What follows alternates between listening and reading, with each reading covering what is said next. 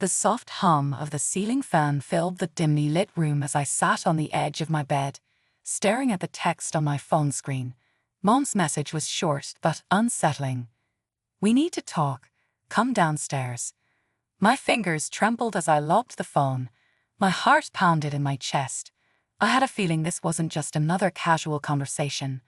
Mom had been acting strange lately, watching me too closely, asking odd questions. And now, this message.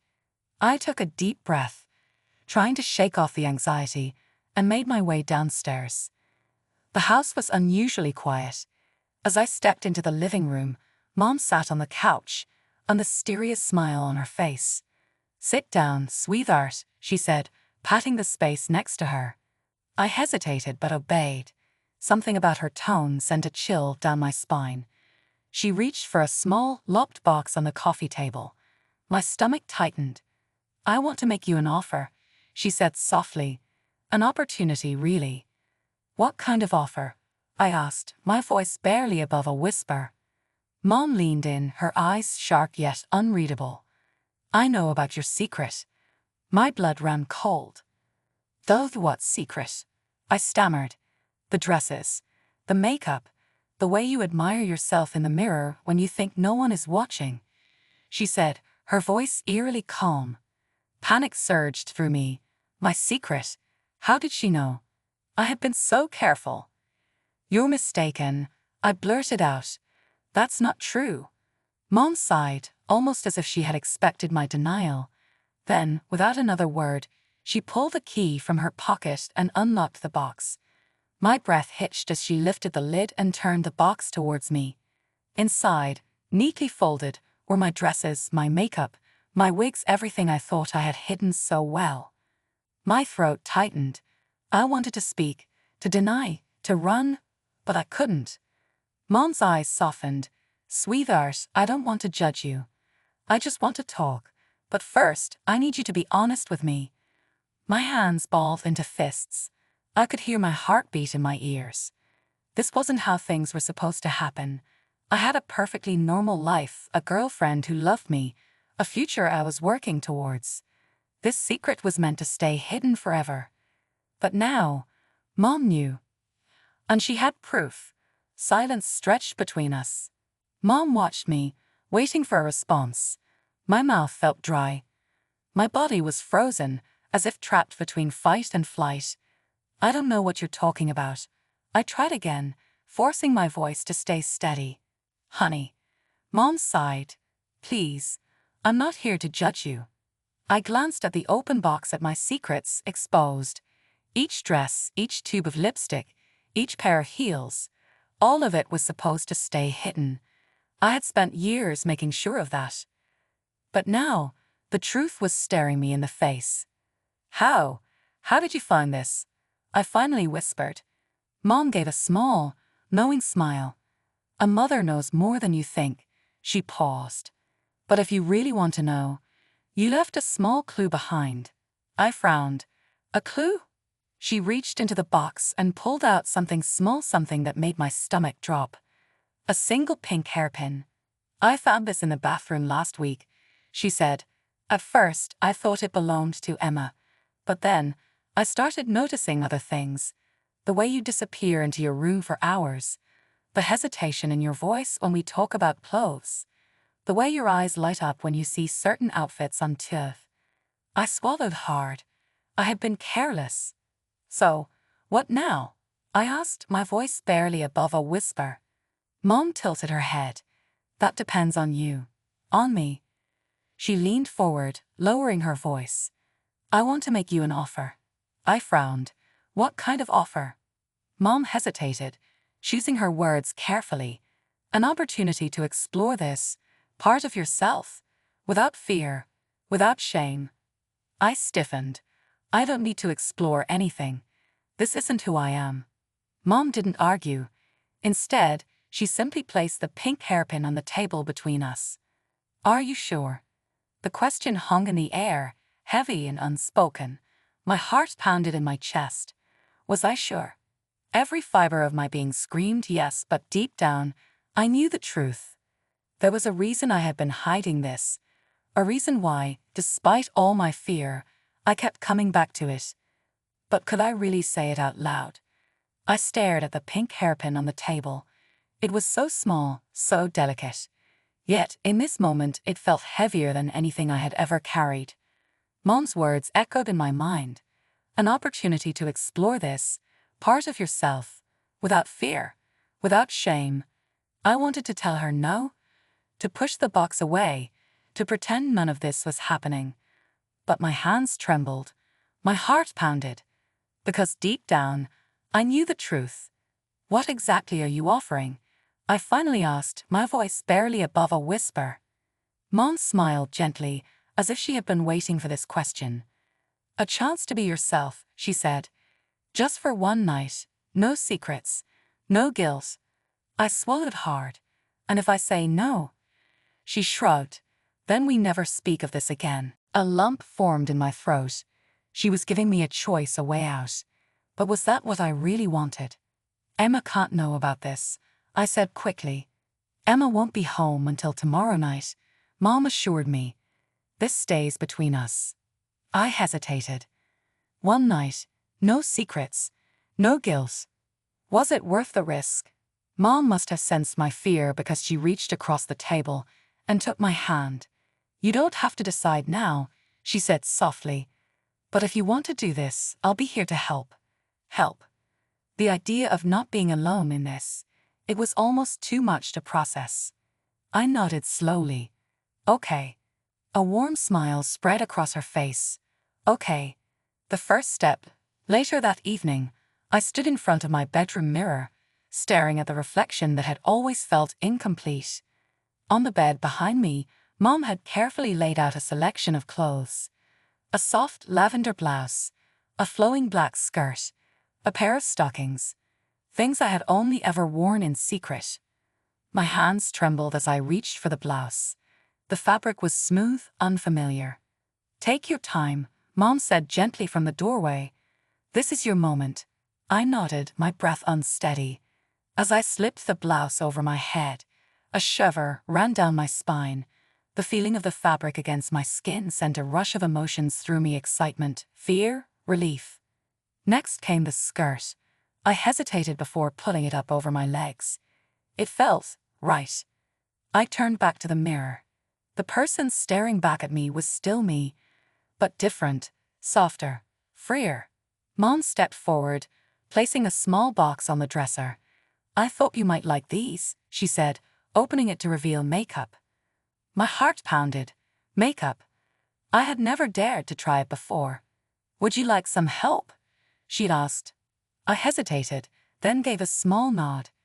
Close your eyes, she instructed. I obeyed, feeling the gentle touch of a brush against my eyelids.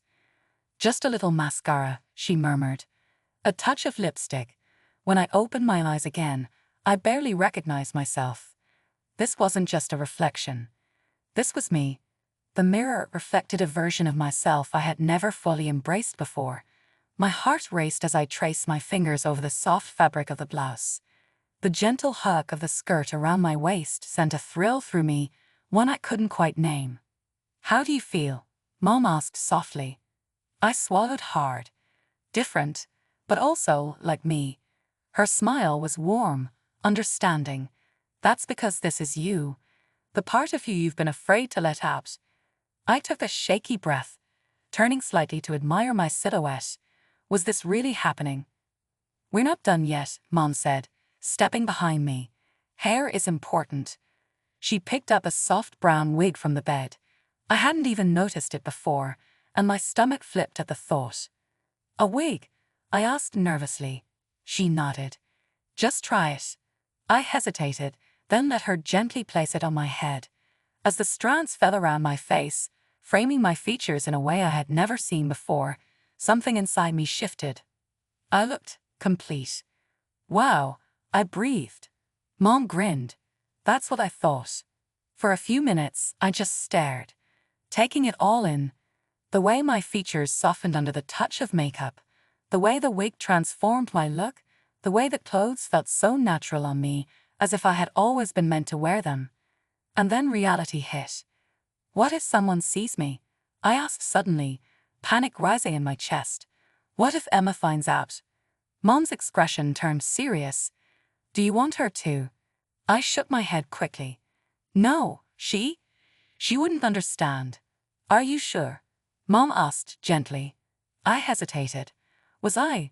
Emma loved me, but would she love this version of me? Let's not think about that right now, Mom said, sensing my hesitation. Tonight is just about you. I nodded slowly, but the fear didn't leave me. Emma wasn't supposed to come home until tomorrow night. But what if something changed? What if she walked through that door and saw me like this?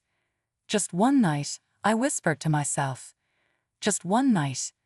But deep down, I knew the truth. This wasn't just about tonight. This was the beginning of something much bigger. I sat on the edge of my bed, my legs crossed at the ankles, my fingers absent-mindedly tracing the hem of my skirt. The feeling was surreal, like I had stepped into another world, a secret world that had always been waiting for me. Mom sat beside me, her gaze warm but observant. Tell me what you're feeling right now. I swallowed, struggling to find the right words. I feel different, free, in a way, but also terrified. She nodded knowingly. Fear is normal. It's the weight of expectations of what the world tells you to be. I sighed. But what if I like this too much? Mom chuckled. What's wrong with that? I looked at her, my throat tightening. Because it's not normal. She placed a gentle hand on mine. Who decides what's normal? The question echoed in my mind. Was it really the world stopping me, or was it just me? Come on, she said suddenly, standing up. Let's walk around the house. My heart nearly stopped. What? No way. What if someone sees? She laughed. Who? The walls. I hesitated, then slowly stood up. My legs felt unsteady in the heels, but with each step, I grew more confident. We walked down the hallway, my breath catching in my throat.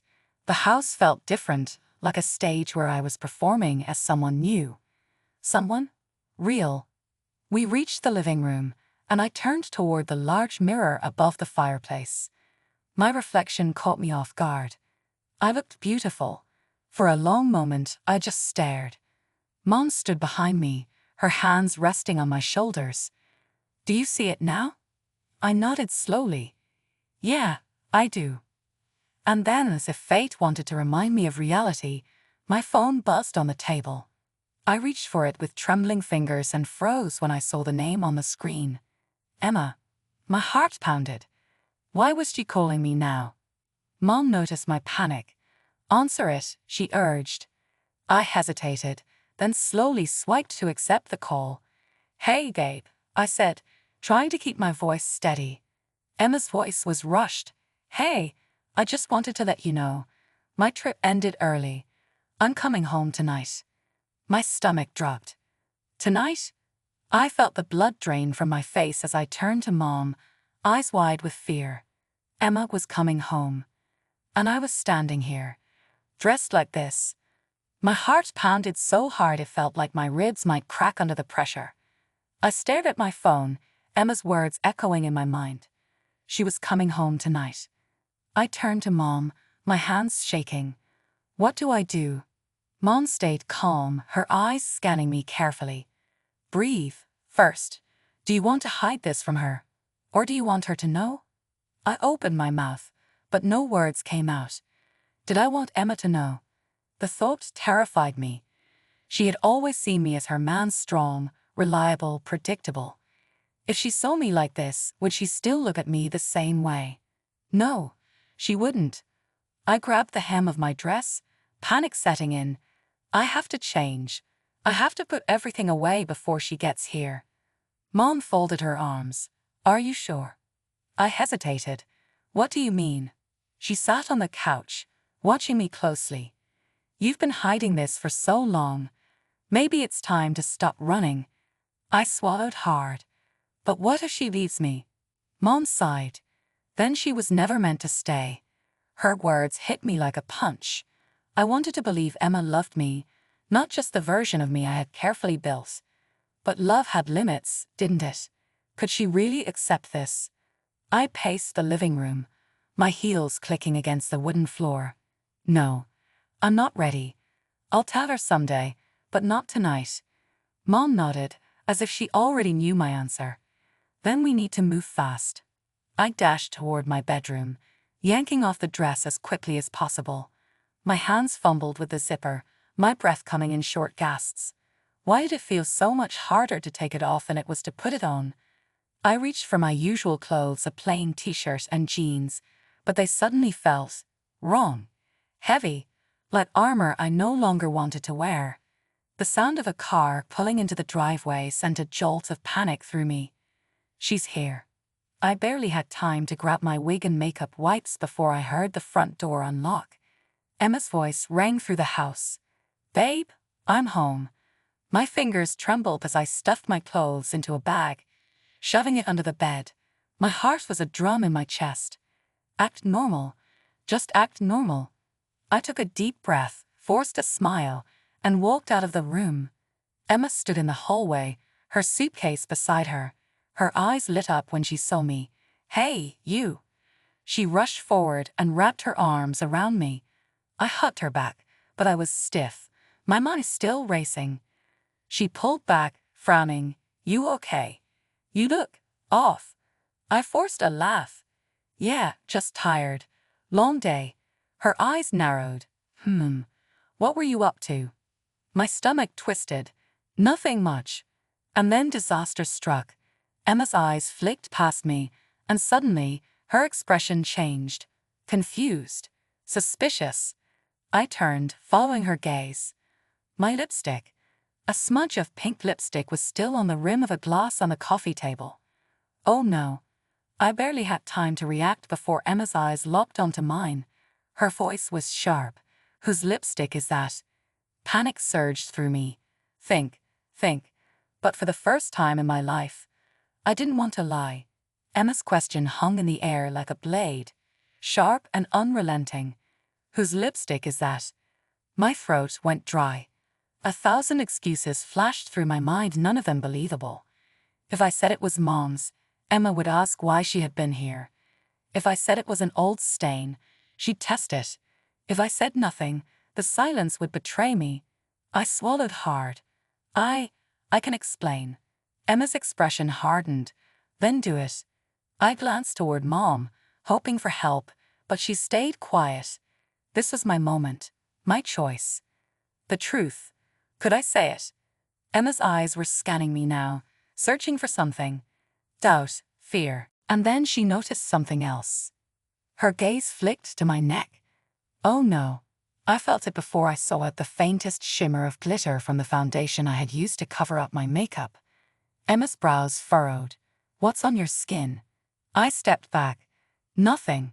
She reached out and rubbed my jaw gently. A slight smudge of foundation came off on her fingertips. The room fell silent. Emma looked at her fingers, then at me. Her eyes widened. Realization. Oh my God. My heart stopped. She wasn't just confused anymore. She was connecting the dots. The dress in the laundry once, the missing lipstick, the way I sometimes locked the door to our bedroom for no reason. I could see it all clicking in her head. Emma's voice was barely a whisper. "It's you, isn't it?" A shiver ran down my spine. I couldn't breathe. I couldn't move. This was it, the moment I had been running from for so long. I took a shaky breath, my hands clenched into fists. And then, I nodded. Emma sucked in a sharp breath, stepping back like I had just slapped her. "You wear makeup." I forced myself to meet her gaze. Yes.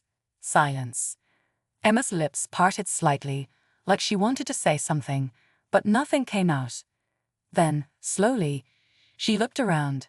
The wine glass, the faint smell of perfume still lingering in the air. The tension in my shoulders. She knew. She just didn't know what to do with it. I felt my chest tighten. "Say something." Emma shook her head, exhaling sharply. I don't understand." "Why?" I bit my lip. "Because it makes me feel like me." The words felt foreign and yet right, like I had been waiting my whole life to say them. Emma's brows knit together. So, what does this mean? I had no answer. I stood there, bare, vulnerable, waiting for her reaction. Would she walk away? Would she hate me? I had no idea. And that was the scariest part of all. Emma stared at me, her breath uneven, her hands trembling slightly. She opened her mouth, then closed it. Her eyes darted to the vanity table, to the faint shimmer of foundation on her fingertips, then back to my face. I had nowhere to hide. The silence between us was suffocating. Then she spoke. "So, you like dressing up as a girl?" Her voice was careful, measured, like she was trying to understand something that didn't make sense to her. I swallowed. "It's not just about dressing up." Her brows furrowed. "Then what is it?" A lump formed in my throat. It's part of me." Emma's lips parted slightly, her eyes scanning my face for something answers, maybe. Understanding. I wasn't sure if she found it. "How long?" she finally asked. I hesitated. "A while." Her shoulders tensed.